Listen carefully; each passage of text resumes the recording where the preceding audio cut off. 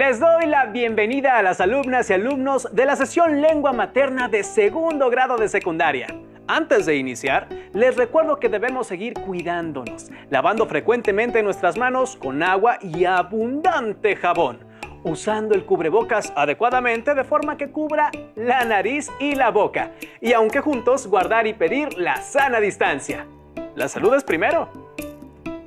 Soy el profesor Fernando Santamaría Gutiérrez y efectivamente es un gusto estar en una sesión más de Lengua Materna 2. Nuestra sesión de hoy se llama Las 1001 caras de un escarabajo y esto es porque juntos analizaremos cómo se presentan las definiciones sobre un mismo concepto en diferentes fuentes de consulta. Esto nos servirá para sumarlo a otros conocimientos que hemos estado adquiriendo acerca de la literatura y de cómo buscar información para nuestras investigaciones. ¿Todo listo? Muy bien, pues vamos juntos. En esta sesión, el aprendizaje esperado es comparar una variedad de textos con el propósito de localizar y comparar las distintas definiciones que presentan de un mismo tema. Los materiales que vamos a necesitar para esta sesión son su cuaderno y lápiz o pluma para que puedan tomar notas. También podrían ayudarles tener a la mano su libro de texto. Recordemos que todo lo que veamos es para fortalecer su conocimiento, así que les recomiendo llevar un registro de las dudas, inquietudes o dificultades que surjan al resolver los planteamientos de esta sesión. Muchas de estas las podrán resolver al momento de consultar su libro de texto y revisar sus apuntes. El uso de las definiciones de palabras, conceptos o ideas siempre han sido una constante en nuestras vidas. Si preguntan a distintas personas el significado de una palabra, éstas les dirán las definiciones que conocen. Por ejemplo, cada cual tiene su propio significado del hecho de leer. Por ejemplo, para ti, Enrique, ¿qué significa leer?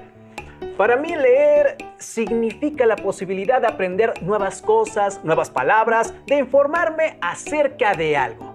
O también, leer una buena historia me significa disfrutar un buen momento. Cada uno le puede dar un significado propio y personal a muchas palabras, conceptos o situaciones.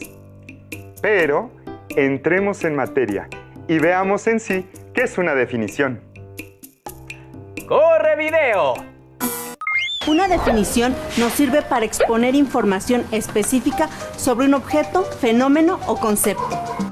Es importante distinguir entre describir y definir.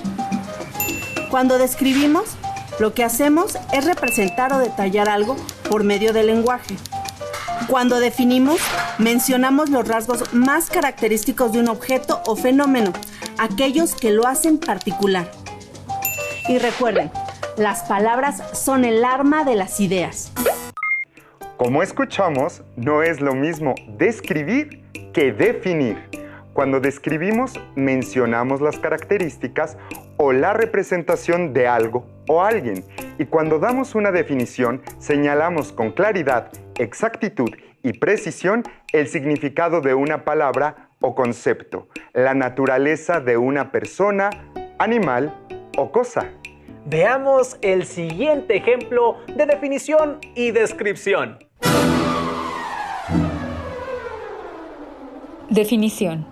El escarabajo es de la familia de los coleópteros. Su nombre proviene del griego kolios, caja o estuche, y pterón, ala. Su cuerpo es ovalado con patas cortas y, en general, son coprófagos. En México, tiene nombres como escarabajo sanjuanero, caballito del diablo o rodacacas. Descripción. El escarabajo es un insecto. En general es de cuerpo ovalado, rechoncho, de color negro u oscuro, con 6 patas, 2 antenas y alas protegidas de placas duras. Hay varias especies, unas comen vegetales, otras estiércol.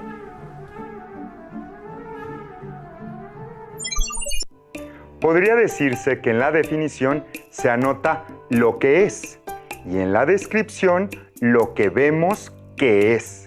En la definición se usa un lenguaje técnico o científico, según sea el caso, y en la descripción se incluyen las características físicas de un escarabajo. Ahora hay que tomar en cuenta que dentro de las definiciones hay diferentes tipos. Formal, grupo al que pertenece el concepto y las características que lo hacen único. Luna, satélite natural de la Tierra. Su diámetro es de 3.476 kilómetros y es el quinto más grande del sistema solar. Funcional, aclara lo que define. Luna, único satélite natural de la Tierra. Procedimental, revela un método específico. Luna, gira sobre sí misma y se traslada alrededor de la Tierra en 27.32 días. Estos son los tipos de definiciones: formal, funcional y procedimental. Cada una tiene un objetivo en su explicación. La formal expresa de forma precisa el concepto. La funcional explica por qué es eso y no otra cosa. La procedimental manifiesta para qué sirve o lo que hace. Entonces, volviendo a la definición de nuestro escarabajo, podríamos decir que esta es una definición formal, ya que expresa de forma precisa el concepto. Muy bien, así es. Ahora una definición también puede incluir el arte de la descripción. Solo hay que aprender cómo diferencias una de otra. Nuestro propósito en esta sesión es acercarnos a identificar cómo se presentan las definiciones en cada tipo de texto. Y ya que tienen una idea de lo que es una definición, pongámoslo en contexto y recordemos qué es un texto. Veamos. Tipos de textos: literarios, cuento, novela, leyenda; descriptivos, guías de viaje, novelas, cuentos, diarios; informativos, artículos de información, enciclopedias; argumentativos, artículos de opinión, críticas de prensa; dialogados, piezas teatrales, entrevistas, diálogos de novelas o cuentos. Tenemos entre varios tipos de textos: literarios, los descriptivos, informativos, argumentativos o dialogados, aunque cada uno puede tener un poco de todo. ¿No es así, profesor? Claro que sí. Solo hay que tomar en cuenta que siempre prevalecerá la naturaleza de un texto, es decir, en un artículo de opinión, por ejemplo, podremos encontrar el uso de descripciones y propias definiciones, pero su función principal es ser un artículo de opinión. Y como hemos dicho, veremos las 1001 caras de un escarabajo. Vamos a analizar 4 textos distintos que definen a este insecto de forma distinta. Vamos primero con la imagen de una ficha técnica que aporta la definición de un escarabajo. Ficha técnica: definición de un escarabajo. Nombre científico: Sileborus glabratus. Situación de la plaga en México. Con base en la NIMF número 8, determinación de la situación de una plaga en un área, Sileborus glabratus se considera una plaga ausente en México. No hay registros de la plaga. IPPC 2017. Clasificación taxonómica: reino animal. Filum: Artrópoda. Clase: Insecta. Orden: Coleóptera. Un lenguaje muy preciso y algo complicado, profesor. Como escuchamos, identificamos de inmediato el uso de un lenguaje científico, dando una información muy precisa que nos ayudaría si estuviéramos haciendo una investigación de nuestra clase de biología. Por ejemplo, tenemos que esta es una definición formal y procedimental. ya que no solo define qué es, sino que además señala que no es una plaga de peligro para México. Es decir, manifiesta para qué sirve o lo que hace. Veamos una cara más de un escarabajo, ahora en el extracto de una revista de divulgación, y espero en un lenguaje más sencillo. Revista de divulgación. Escarabajo elefante, Megasoma elephas. Por su gruesa coraza, gran tamaño, aspecto terrible y sorprendente fuerza, puede empujar objetos que exceden 20 veces su peso. Es considerado uno de los coleópteros más poderosos. Este texto no fue tan complicado de leer comparado con el primero, ¿cierto? ¿Cierto? Aquí tenemos una definición funcional y procedimental, ya que por la naturaleza del texto utiliza un lenguaje sencillo para informarnos acerca de un concepto, el escarabajo. Y también nos dice a su manera qué es lo que hace. No tenía idea de que un escarabajo puede empujar objetos que exceden 20 veces su peso. La revista de divulgación suelen darte datos curiosos sobre las cosas y vaya que este es uno de ellos. Ahora veamos una tercera imagen, la cual es el extracto de una revista especializada. Escuchemos un poco de ella. Revista especializada en biodiversidad. Introducción. Los escarabajos estercoleros de la subfamilia Scarabaeinae son un grupo clave para la sustentabilidad de los pastizales. Steinfeld 2006. Ya que participan activamente en el reciclaje de nutrientes en el suelo, incorporando la materia orgánica en descomposición o de desecho producida por animales vertebrados y que estos insectos utilizan como alimento tanto para adultos como para estados inmaduros. Los Scarabaeinae presentan amplia distribución geográfica y pueden llegar a colonizar una gran variedad de hábitats. Son abundantes y diversos en regiones tropicales. Dicha diversidad decrece en regiones con bajas temperaturas hasta estar ausentes en regiones frías.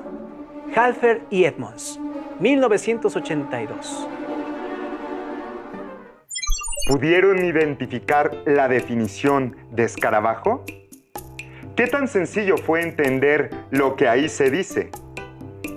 Como notaron, esta definición además aporta una amplia descripción, por lo que podemos decir que es más funcional y procedimental que formal, puesto que describe lo que hacen y dónde se encuentran.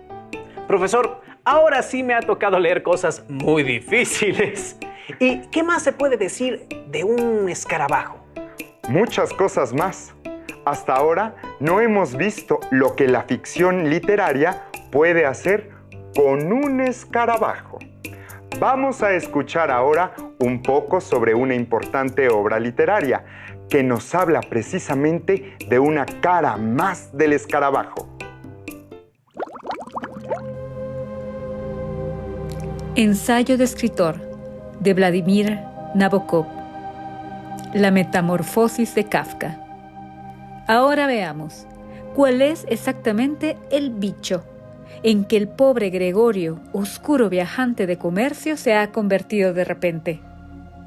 Por tanto, supondremos que Gregorio tiene 6 patas y que es un insecto. La siguiente cuestión es, ¿qué insecto? Los comentaristas dicen que una cucaracha, pero esto desde luego no tiene sentido. La cucaracha es un insecto plano de grandes patas y Gregorio es todo menos plano. Es convexo por las 2 caras, la abdominal y la dorsal, con una espalda dura y abombada que sugiere unos élitros. En los escarabajos, estos élitros ocultan unas finas alitas que pueden desplegarse y transportar al escarabajo por millas y millas de torpe vuelo. La Metamorfosis es una novela del escritor checoslovaco Franz Kafka, cuyo personaje protagónico se llama Gregorio Samsa, que un día despierta en su cama convertido en un insecto. Y basado en esa novela, otro importante escritor, Vladimir Nabokov, escribe este pequeño ensayo. ¿Escucharon cómo define y describe desde un punto de vista literario a un escarabajo? Estos 4 ejemplos tan distintos nos han dado varias caras de lo que es un escarabajo. Lo importante es fijarnos en cómo cada texto define a este insecto a partir de una finalidad específica. Y eso es porque cada texto va dirigido a un público distinto y tiene un propósito distinto. Recapitulemos. Vamos a ver cómo es que se presentan las definiciones en cada tipo de texto. Les recomendamos tomar nota en su cuaderno. El ensayo. Define desde el punto de vista literario y explica los términos. La ficha técnica. Define con lenguaje complejo y sin dar descripción de sus características. Revista de divulgación. Define con lenguaje sencillo. Además usa palabras de uso cotidiano. Revista especializada. Define al escarabajo en lo mínimo y se centra en lo que hace y dónde vive. Vamos a intentar poner estos conocimientos en práctica. Veamos un video sobre la cultura maya, esa fascinante civilización. Pongan atención, escuchen y tomen nota de algunas palabras y datos, porque les pueden servir para escribir una definición.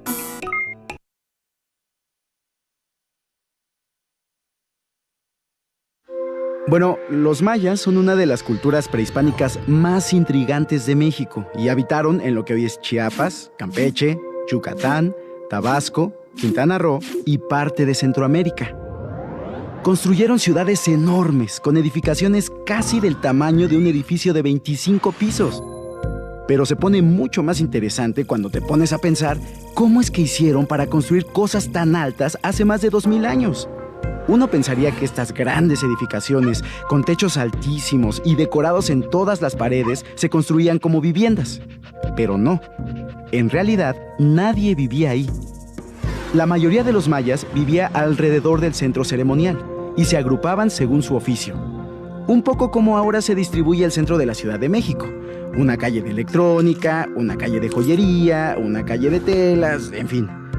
Entonces, los centros de las ciudades, con sus imponentes palacios y grandes templos, servían para hacer ceremonias públicas y reunir grandes concentraciones de gente. Algo así como nuestro Zócalo de hoy en día. Obviamente, los palacios eran habitados únicamente por los gobernantes y los sacerdotes.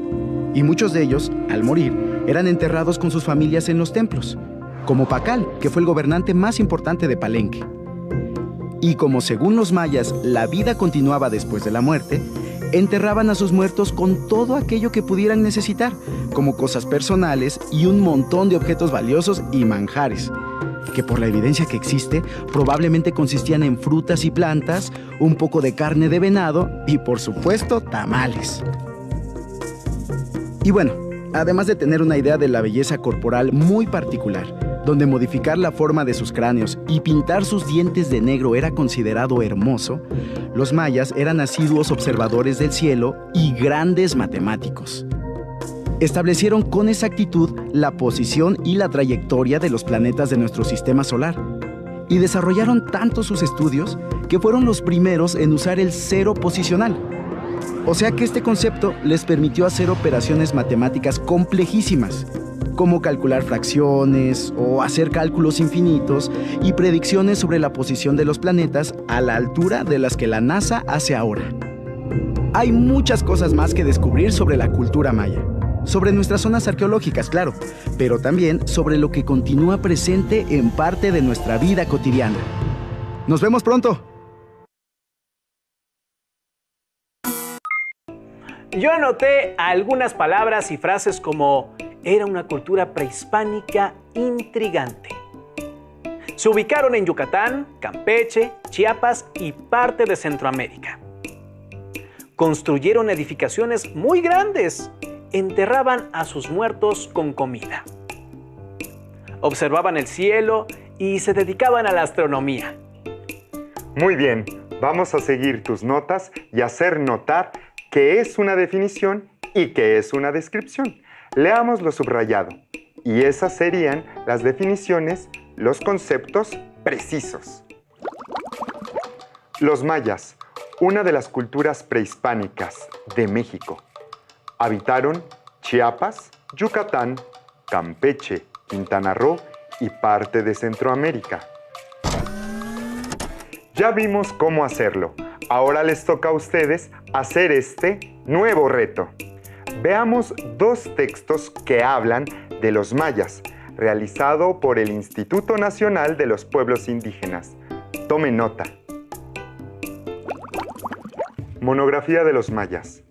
Los rasgos que imprime el mundo maya en el rostro plural de México indio son, sin duda alguna, de primera magnitud, los herederos de la que es considerada por muchos como la civilización más deslumbrante de la América precolombina. Tiene su asiento primario en 7 estados del territorio mexicano actual: Tabasco, Chiapas, Veracruz, San Luis Potosí y las 3 entidades que conforman la península yucateca, Campeche, Quintana Roo y Yucatán, donde habitan los llamados propiamente mayas, que dieron nombre a todos los integrantes de la familia lingüística denominada mayense, mayance o mayense.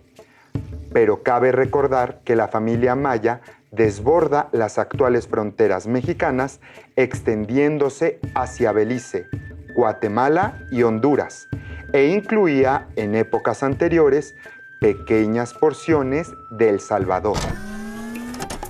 Aparte del subrayado, ¿qué otra información de la monografía sirve para aportar una definición de quiénes eran los mayas? Guarden en la memoria esa información para cumplir el reto.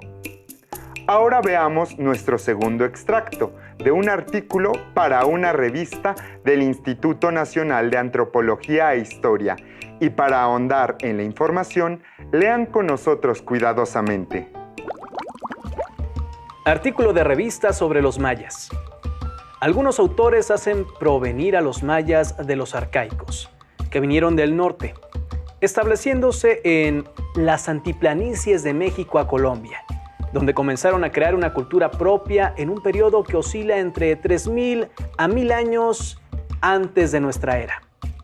Hacia el primer milenio antes de Cristo, un grupo emigra hacia la costa del Golfo hasta las cercanías del Valle de Pánuco, donde desarrolla su cultura hasta un grado bastante avanzado, estimulado por la fertilidad del suelo y la bondad del clima caliente, pero sin haber alcanzado un desarrollo pleno, como después sucedió en el Petén de las costas del Golfo. Parten al sur, pero un grupo permanece, los huastecas, más tarde aislado por otros pueblos. ¿Qué aporta este extracto a la información que ya tenemos, además de la subrayada? Hora de cumplir nuestro reto. Intenten dar respuestas a lo que se pregunta a continuación. Primero, los mayas desarrollaron su cultura por, inciso A, el hecho de abarcar una región amplia, inciso B, la fertilidad del suelo y bondad del clima caliente, inciso C, porque nadie se había asentado en ese territorio. Segundo, se desarrollaron entre el, inciso A, 1000 y 3000 años antes de Cristo, inciso B, 3000 y 1000 años antes de Cristo, inciso C, 500 y 1500 años antes de Cristo.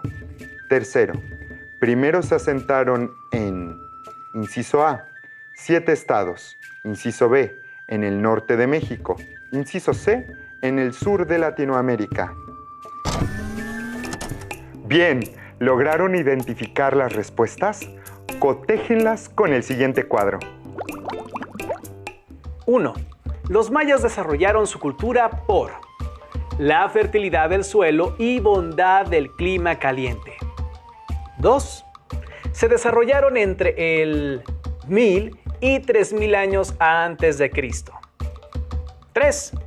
Primero se asentaron en 7 estados.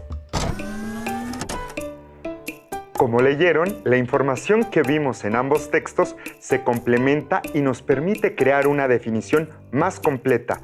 Así nos damos cuenta de que revisar distintos textos acerca de un mismo tema nos permite, en el caso de las definiciones, ampliar su información. En esta sesión hemos visto el aprendizaje esperado de comparar una variedad de textos sobre un tema, con el propósito de localizar y comparar las definiciones en diversos textos sobre un mismo tema. Ahora pueden pensar en esos temas que les interesen a ustedes, consultar varias fuentes distintas que hablen de ello y ampliar su conocimiento acerca de las definiciones. Les recomendamos ir a su libro de Lengua Materna 2, buscar el aprendizaje esperado, responder y vincular las preguntas y lo aprendido en la sesión que tratamos. También pueden preguntar entre sus familiares dónde buscan cuando quieren tener una definición lo más precisa posible. Gracias por compartir con nosotros esta sesión de Lengua Materna 2, en la que hemos compartido sobre las 1001 caras de un escarabajo.